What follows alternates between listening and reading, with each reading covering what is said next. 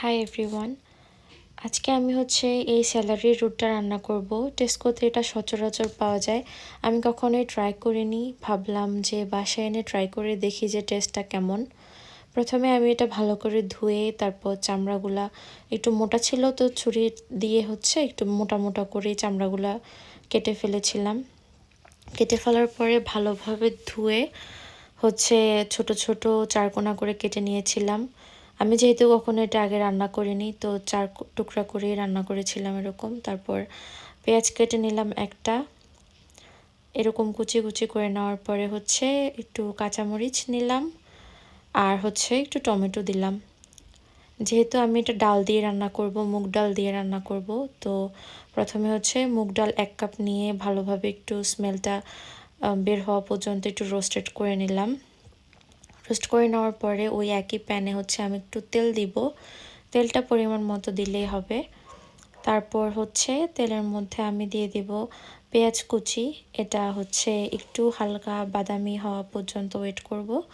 তারপর ওয়েট করার পর যখন দেখব যে এরকম হালকা একটু বাদামি হয়ে এসেছে, আমি বেশি ভাজবো না, তখন এর মধ্যে দিয়ে দেব পরিমাণ মতো হালকা একটু পানি, যাতে আমি মশলাগুলো দিলে এগুলো ছিটিয়ে না আসে।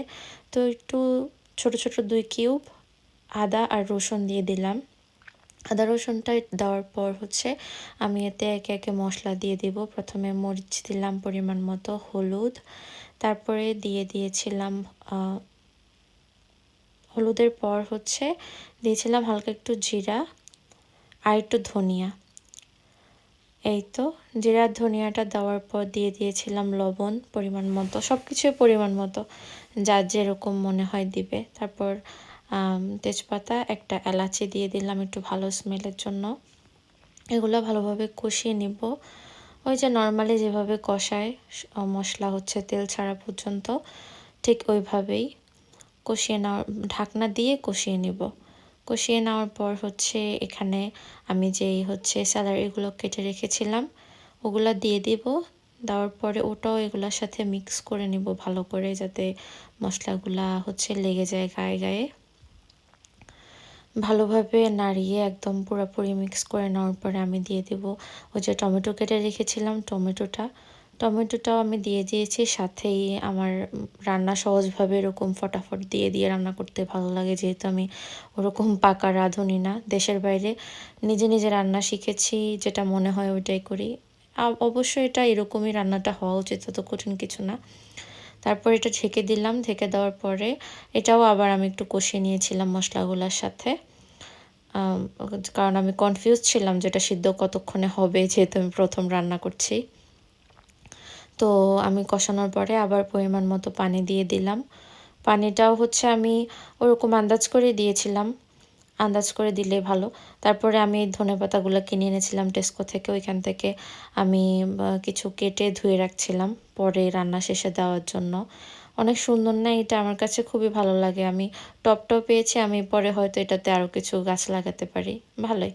তারপর কষানো একটু হালকা হয়ে যাওয়ার পরে আমি এখানে দিয়ে দিব যে মুগ ডাল ধুয়ে রেখেছিলাম, ওইটা মুগ ডালটা দিয়ে আবার কিছুক্ষণ নেড়ে এটা মিশিয়ে দিব, যাতে মুগ ডালটাও মশলার সাথে মিশে আর ওই যে স্যালারিগুলোর সাথেও মিশে যায়।